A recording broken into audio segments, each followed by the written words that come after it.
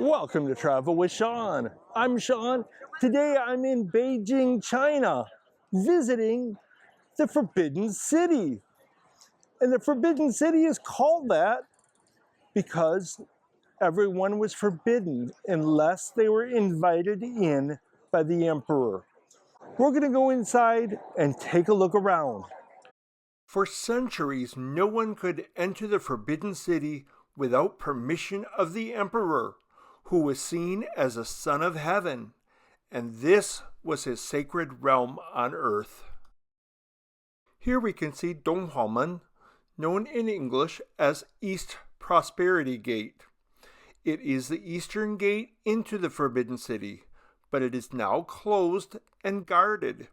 Since the onset of COVID-19, tourists are directed around to the southern entrance, Wumen, the Meridian Gate, which now serves as the only public entrance into the palace complex. With walls that are about 26 feet high, the Forbidden City was designed according to feng shui and strict Confucian principles of hierarchy. This was the seat of supreme power and served as home to 24 emperors. According to legend, the Forbidden City was built with 9,999.5 rooms, just short of 10,000.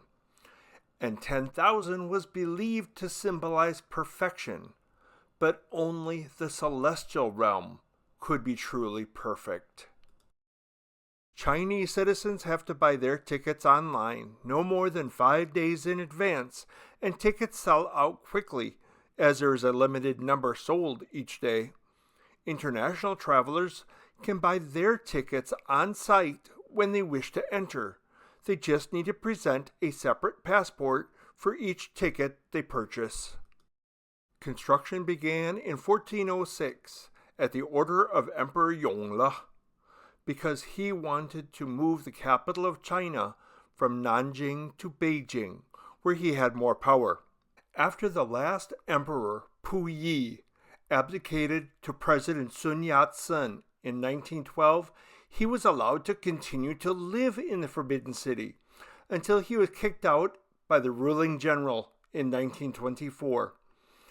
Almost a year later, the Forbidden City was converted into the Palace Museum and opened to the public. Having been the imperial palace and political center of China for nearly 500 years, it is now a UNESCO World Heritage Site. And as the Palace Museum, it is one of the most visited museums in the world. Passing through the Meridian Gate, we officially enter the Forbidden City. The imposing structure we see before us is Taihamen, Gate of Supreme Harmony. On our left is the Hall of Literary Glory, used for preparing documents. On the right, the Hall of Martial Valor had military purposes. Looking back at the Meridian Gate, we can see that it has 3 openings. In fact, they all do. Historically, only the emperor could use the middle one. In traditional Chinese political philosophy, the emperor was considered the son of heaven, the link between heaven and earth. In front of Taihamen, we can see a bronze lion. It symbolizes the earthly and military authority of the emperor. The lion's paw is on a ball, representing the emperor's power over the physical world. It also serves to guard against evil spirits and intruders. This gate looks well preserved for being 600 years old, but it has had numerous restoration projects over the years, most significantly after the palace fire of 1888 severely damaged it. The Gate of Supreme Harmony is the central gate to the inner court and reserved for the emperor. We're going to go through the Gate of Good Conduct, which is where the 1888 palace fire began, when Imperial Guards on duty were not careful with their lamp. We've now entered the inner court and we get our first look at the Hall of Supreme Harmony, the largest and most important building in the Forbidden City. Inside is the Dragon Throne, a symbol of imperial authority used throughout the Ming and Qing dynasties. The Hall of Supreme Harmony was guarded by a bronze lion. Again, it symbolized the emperor's earthly and military authority. The Hall of Supreme Harmony and the Dragon Throne inside it were spared from the palace fire of 1888 that started at the Gate of Good Conduct and quickly spread to and destroyed other buildings close to the gate. The Hall of Supreme Harmony is where the Ming emperors conducted state affairs, while the Qing emperors used it only for ceremonial purposes. The Forbidden City was built along a straight north-south line called Beijing's central axis, aligned with the North Star, the center of heaven. As the emperor walked through the great halls along this axis, it symbolized his passage between earth and heaven, affirming his role as the Son of Heaven. The Forbidden City is the largest and best preserved group of ancient wooden buildings in the world. Some were made from rare trees found in jungles of southwest China. Instead of nails, the builders used interlocking wooden joints to fit the pieces together.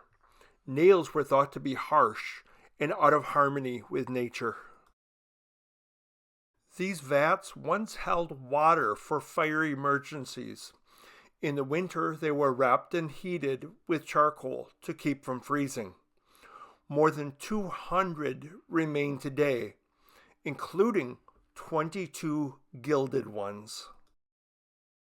Among the important buildings in the inner court is the Hall of Central Harmony, where the emperor rested and rehearsed before major events. You can see it is directly behind the Hall of Supreme Harmony. The Hall of Preserving Harmony was originally used for banquets and later for imperial exams. The Forbidden City's main colors are red and yellow. Red symbolized good fortune and joy, while yellow, reserved for the imperial family, represented supreme power. The Hall of Heavenly Purity was originally the imperial residence, but in the beginning of the Qing dynasty, it became the emperor's audience hall. The Palace of Earthly Tranquility was the empress's residence in the Ming dynasty, but in the Qing dynasty, it was used for shaman rituals, blending Manchurian, Confucian, and Buddhist traditions. Positioned in front of the palace, these incense burners were part of the imperial family's private religious practices, burning incense and animal fat, creating smoke believed to carry prayers and sacrifices to the spirits and their ancestors.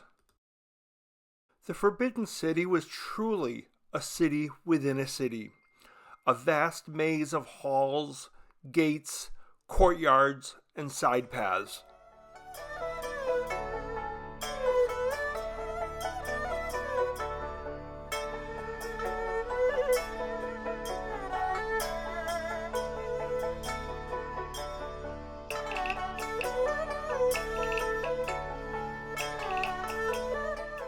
Paths like this one connected the ceremonial and residential areas of the Forbidden City.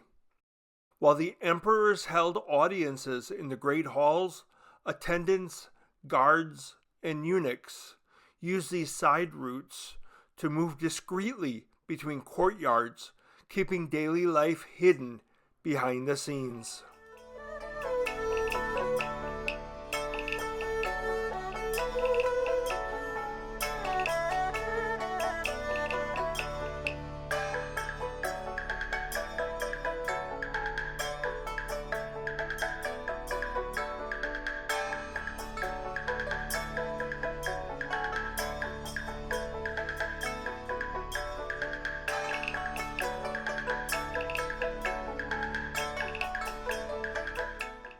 While the Imperial Garden is beautiful, it's also full of symbolism. Everything you see here has a meaning, reflecting the philosophical and spiritual beliefs of the imperial family. Visitors to the Imperial Garden rub their hands over the incense burner, following a traditional practice believed to bring good luck and blessings. Though no longer used for formal rituals, this simple gesture connects people to centuries of cultural and spiritual tradition. Nearby stands a qilin, a mythical creature symbolizing prosperity and protection, adding to the garden's spiritual and cultural atmosphere.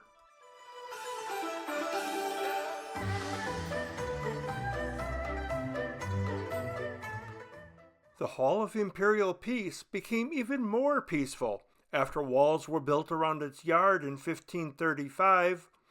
In the Ming Dynasty, this was a place to pray to Taoism Lord Zhenwu to protect the Forbidden City from fires.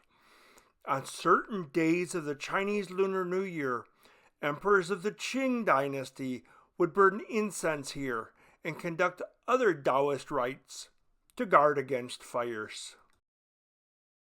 In 2004, workers discovered that there was a hollow space between the ceiling and the roof, which contained over 3,000 Tibetan Buddhist scriptures, thought to have been placed there in the 18th century. Just to the west of there is the Pavilion of Imperial Scenery. Also called the Viewing Pavilion, its colorful coffered ceiling is divided into small, richly painted square panels, a classic feature of both Ming and Qing imperial architecture. In the center of the ceiling is a golden dragon, surrounded by intricate, brightly colored patterns.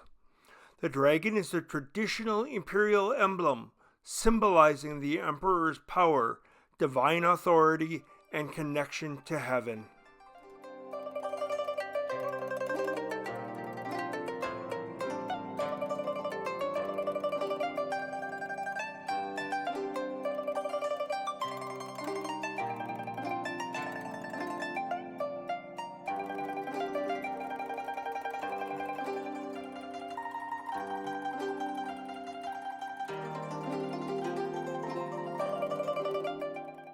When you're done in the Imperial Gardens, you'll pass through numerous gates leading you to Shenwumen, the Gate of Divine Prowess, which is now the only official exit. Its original name was Xuanwu, named for the Taoist god for the protection of homes, cities, and temples, but was renamed in the 17th century during the reign of Qing Emperor Kangxi because the gate's name contained a character that matched part of the emperor's birth name, which was believed to be bad luck. As you exit the Forbidden City through the Gate of Divine Prowess, you can see Jingshan Hill, which was built around 1416 using earth dug out for the moats that surround the Forbidden City. During the Qing Dynasty, teenage girls reported to the Gate of Divine Prowess every 3 years for the Imperial Harem selection process. It is now the Forbidden City's official exit. Thank you for watching. Thank you for traveling along with me. I always appreciate your support. Until next time, 再见. Bye-bye.